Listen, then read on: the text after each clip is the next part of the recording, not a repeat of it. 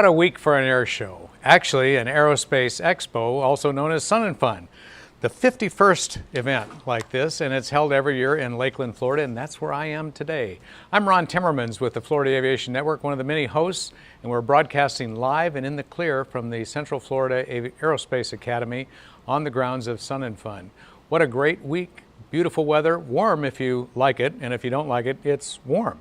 So if you haven't been to the Aerospace Expo, the Sun and Fun yet, come on out later this week. If you're not able to make it at all, well, I'm glad you're joining us on the Florida Aviation Network to learn about some of the things that are happening here and to be introduced to and learn about some of the aviation personalities and industry personalities that we do interviews with today. And if you're into history and honoring people, I've got two people that are going to talk to us about that today. Ms. Terri Griner on my immediate left and Nick Mathis on her left. Thank you very much for joining us today, Terri and Nick. It's good to have you here. Terri is the chairperson of the Florida Aviation Hall of Fame, and Nick is the museum director at the Florida Air Museum.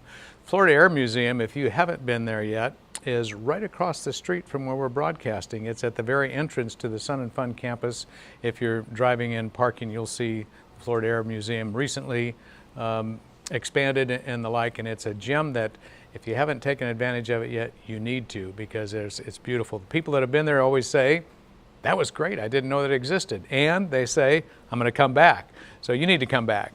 Well, Terri, let's start with you, and if you would give us a bit of background on the Florida Aviation Hall of Fame. Thank you for having us here today. We really appreciate that. Good. The Florida Aviation Hall of Fame and Historic Society was founded with pilots who make contributors in aviation for their achievements in aviation. We honor them each year. The Florida Aviation Historic Society founded the Hall of Fame to recognize those people that have made that significant contribution to aviation. It's important to appreciate and recognize these folks that bestowed upon us those actions and achievements over time.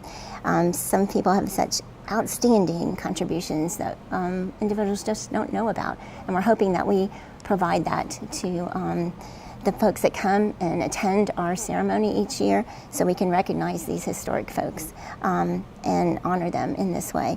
The Florida Aviation Historic Society board came to an agreement with the Florida Air Museum, which Nick is now the director of, under the leadership of astronaut Greg Harbaugh, in an inaugural ceremony that took place right in December of 2023. That was when the Wright Brothers anniversary happened, and I think that's why they wanted to have that celebration in that inaugural event. The Florida Aviation Hall of Fame Selection Committee, which is comprised of about 9 members. Nick is now appointed to the Hall of Fame and is making that history with us. They get together every year after individuals, and anybody can nominate someone for the Hall of Fame. And we have a form that they fill out. It's on the website, the Florida Aviation Historic website. You go to the website, look at the form. There's some guidelines to follow. And then send in your nomination. The selection committee meets, and we decide on who that person or 2 people, a year, no more than 2 people, we try. And then after that selection is made, we announce it to the board of directors of the Florida Aviation Society. They agree about those recipients. We let the director know what our selection is, and then we move forward and have a wonderful celebration and ceremony with the help of the Air Museum, and put on that event and have those recipients, families, friends, come in and join us for the celebration. Wonderful, wonderful. So it's not recognizing 100 people, it's down to just 1 or 2 each year. 1 or 2 so it each is year. Really prestigious to be inducted into the Florida Aviation Hall of Fame. I can see that's quite an honor indeed. That's wonderful. I'm glad you're able to set apart, because there are lots of aviators in Florida and throughout the world, of course, but there's lots of aviators, and each of them probably makes some contribution to safety and to the aviation industry and to history and the like. But if we can parson out 1 or 2 people that really significant and they deserve to be honored for their their contribution to aviation. That's wonderful. Well, Terri, I just did want to ask, I forgot to mention that when I introduced you, you are a pilot as well, and you fly Cessna 182 out of Albert Whitted, over in St. Petersburg. Well, that's great. And so, fellow aviator, I appreciate it. And Nick, you're just now starting your aviation career. What took you so long, Nick?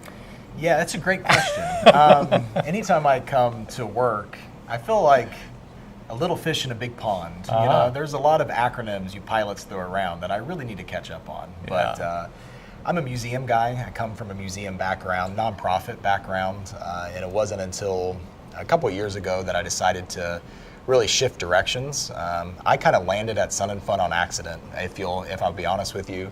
I think that's what a lot of people do, is land here, but then of course, once you get here and you realize how amazing it is, it kind of gets a hold of you. If I could ask you to extricate landing and accident from the same sentence. That's a good We're call. all about safety here. True, so you might you're say, right. Happenstance. Happenstance. There we That is go. a great word. But yeah, I've been the museum director here for the last 3 years, and the first time I met Terri, see, she's going to be mad I'm going to say this, but the first time I met Terri, she came into the museum and she was like, "Hi, I'm Terri Griner." I was like, "Oh, my name's Nick Mathis." She said, "Are you the new director here?" And I said, "Yeah." And she said, "Okay, are you going to last more than a year or what?" So I've been here 3, so you take that, Terri. Yeah, I know. But I'm so excited. I'm so excited for the relationship that we have with the Florida Aviation Hall of Fame. You know, we host a corner exhibit for them all year long, and we get to put up portraits of all of these incredible individuals.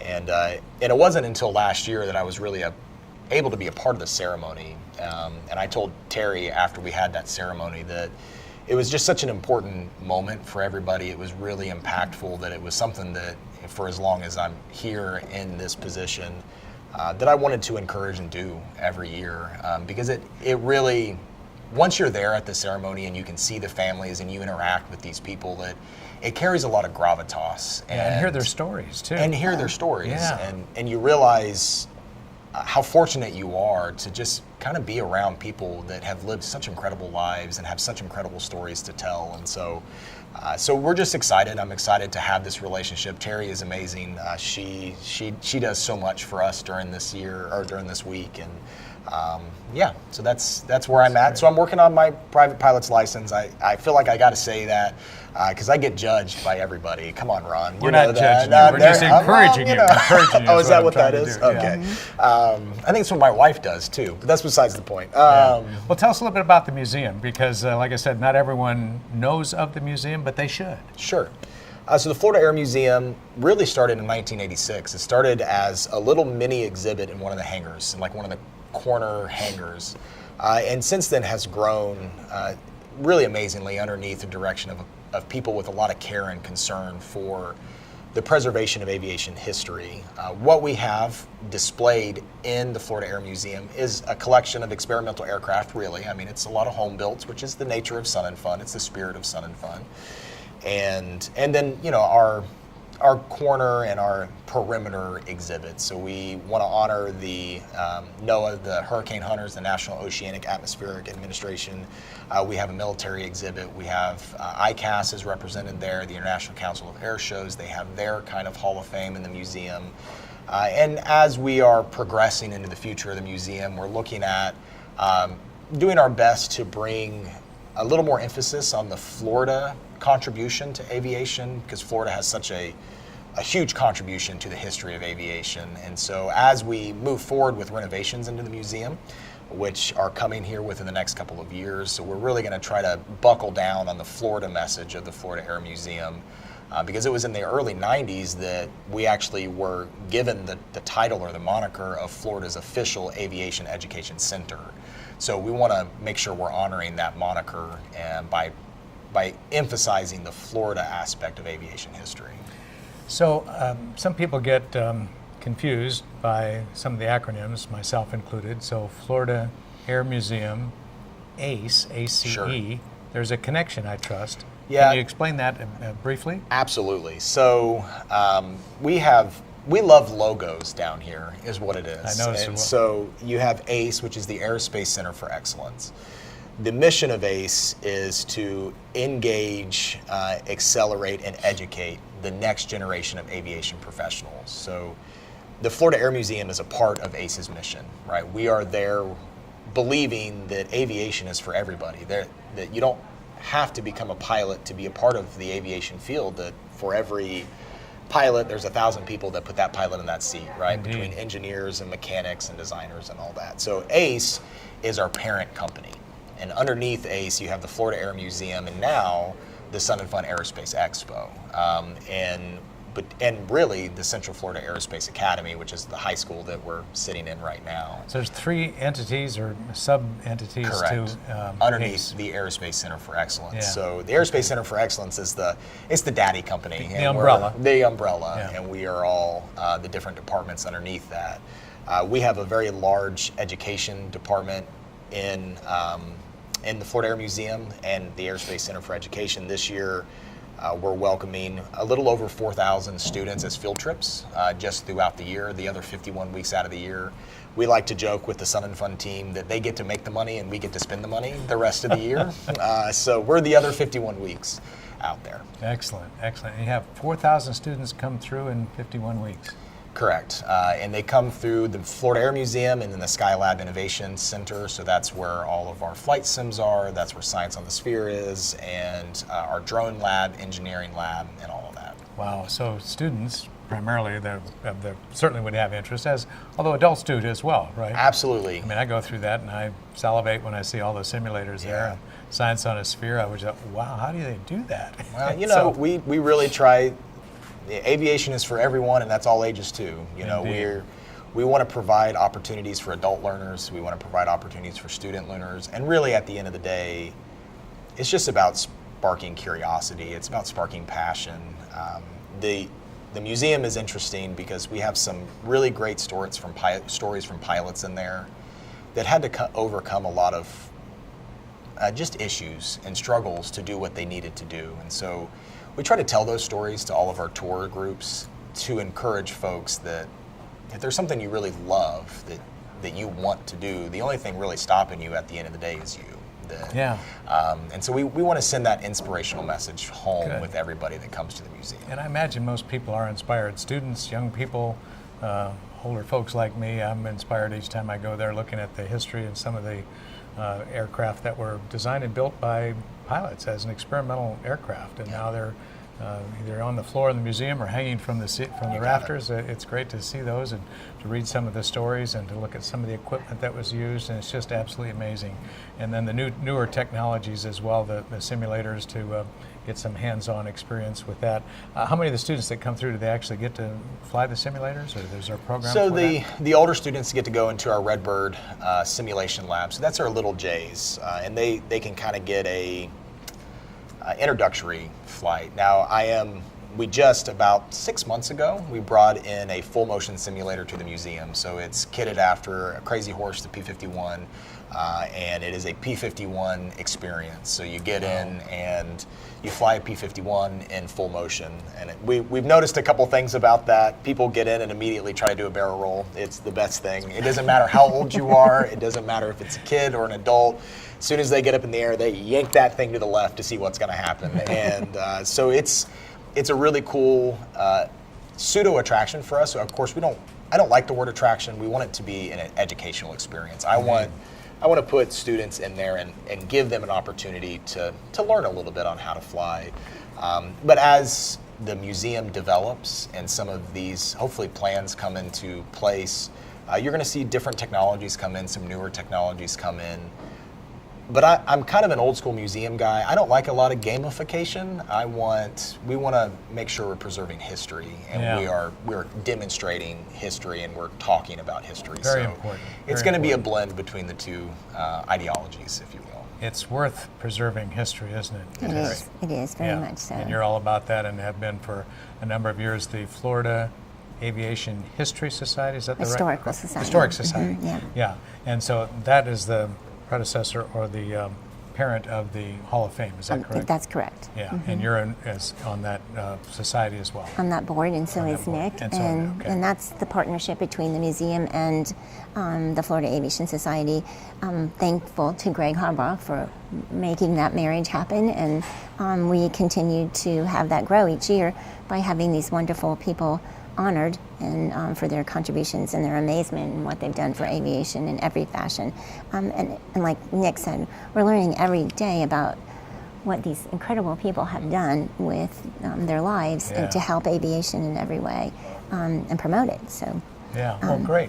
So I wanted to mention, so Nick, were you here when they began the newest, the most recent renovation and the expansion of the museum, or was that before you got here? I came in as it was finishing. As it was finishing. Yeah, so that would be the Skylab. Yeah, so renovation. I remember when that started, there was plans for it to happen, and I think it was during the pandemic that, everyone was scared about what was our future of any means, but the people for the museum had the foresight and the interest so they went ahead with the project in the what most of us would call the dire of times, with a lot of things that were unsettled and the like, but they thought, let's take a bold step forward. Yeah. And they did, and they finished it in record time, and it's been paid for now by donations. great, It's just incredible. So I just appreciate that kind of forward thinking, that innovative, out of the box, out of the museum thinking to get started on that. So you're expecting some new renovations and some expansion or not? Yeah, and I'm really grateful for Eric Crump and Gene Conrad, the CEO and the COO of the company, because they have seen what the Florida Air Museum is, and more importantly, what it can be. But one of the challenges that we come up against a lot is that we are a museum that doubles as an event space sometimes. So, tonight, right now, currently, there's 350 seats in the museum because we're getting ready for a dinner tonight. And when you have that kind of dual-purpose facility, it can be hard to really come in and set and create the type of experience that we want to create. So a way we're going to solve that is actually the outdoor pavilion that's right off the side of the museum. The plan is to glass that in, and we're going to make a dedicated event center out of that. And it's the first domino on what we're calling Florida Air Museum 3.0, where once we can really pull some of those events out of the museum and we can put them in that pavilion, then we can come in and really start purposefully creating spaces and experiences for our guests. And so we're super excited. I am super excited. I am holding on to hope that by next year's fly-in, that pavilion will be closed in, and we're going to start seeing some major renovations and changes to the Florida Air Museum for the good. Wonderful, wonderful. And Terry, I understand tomorrow is the Hall of Fame inductee luncheon. Florida Aviation Hall of Fame. Florida Aviation Hall of Fame induction ceremony for this year's inductees. Who Do we have names? We Can do. you share them with us? Major Thomas McGuire Jr. and Captain Robert Rasmussen. They will be honored tomorrow at 11 o'clock in the museum, and we hope that everybody will attend. Okay, so here is an invitation from the Florida Aviation Hall of Fame. If you're in and around the campus tomorrow, 11 o'clock, 11 Yes. o'clock. yeah, come to the museum and honor these people and learn more about Major Thomas McGuire Jr. and Captain Robert Rasmussen, viable and very much deserving Hall of Fame inductees that will be forever enshrined in the Hall of Fame, the Florida Aviation Hall of Fame. That's wonderful. I'm just so happy for them and happy for all of you that are putting on this event to make sure that that they are properly honored as the like. So is there, in the museum, is there a list or a placard with the names of the inductees in previous years? Yes, so in the museum right now, in our corner exhibit, we have portraits. And so part of the ceremony tomorrow will be placing those portraits into the gallery, let the families do it, have their photo op and all that. So yeah, you Excellent. can go and see kind of the pedigree that is the Florida Aviation Hall of Fame. Terry, how many portraits would we see if we went to that corner in the We museum? have quite a few portraits. We honor Kermit Weeks, we honor Nicole Stott, we honor Glenn Curtis, we've honored Louis Maytag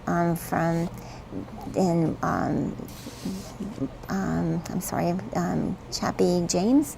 I know that there are a lot of people out there that follow him. We have Jesse Woods from the women in aviation. So it's a nice variety of folks. And of course, I've always honored Billy Henderson, who founded this great event that we hold every year. And you'll see a wonderful array of photographs from everybody that's been enshrined into the Hall of Fame. Excellent, excellent. So there's a lot to see and do in the museum, and I'm glad that you're directing it and that you're so involved, Terri, with the Florida Aviation Hall of Fame. This is great. Thank you for being here today and telling us about the museum, about the Hall of Fame and the induction ceremony.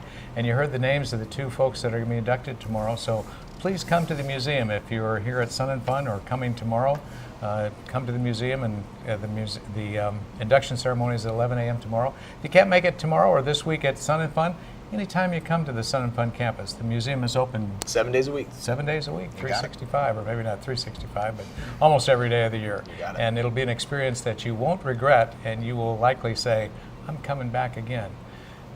Nick and Terri, thank you so much for being with us today. I'm Ron Timmermans with the Florida Aviation Network, broadcasting live and in the clear at the Sun and Fun 51st Annual Aerospace Expo. Thank you for joining us. Stay tuned. We've got more interviews to follow this one. So we'll look forward to seeing you again in just a few minutes.